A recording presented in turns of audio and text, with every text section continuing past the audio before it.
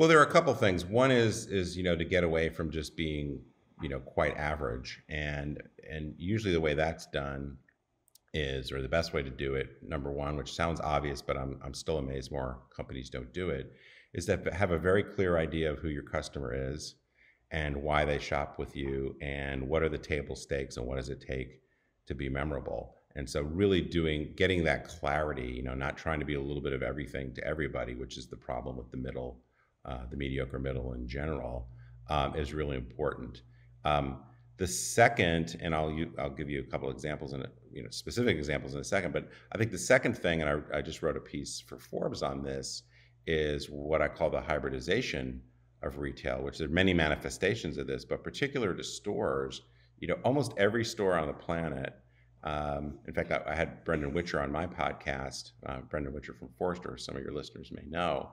And I said, basically stores were built during the 80s, 90s, and really until recently with a very singular purpose, which was they were places for customers to go, see stuff, pick it out, and take it home with them. And so when I was at Sears, when I was at Neiman Marcus, there was this big push in store design. It's not even really design. It's space allocation to maximize the selling square footage and minimize the back office space. And that was this model of customers coming to see stuff and pick it out and take it home, right?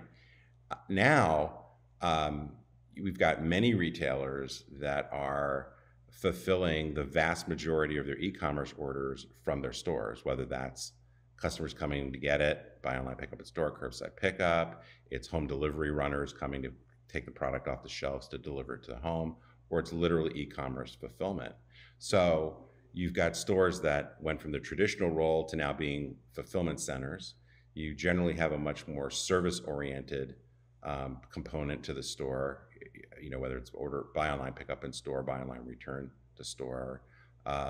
You often, more and more retailers are realizing that stores are great advertising for their e-commerce business. So you have to think not only about sort of the warehousing part of the store, but the brand building, advertising part of the store, and so on. So that will play out differently for different sort of retailers, certainly, more showroom component versus more service component or whatever.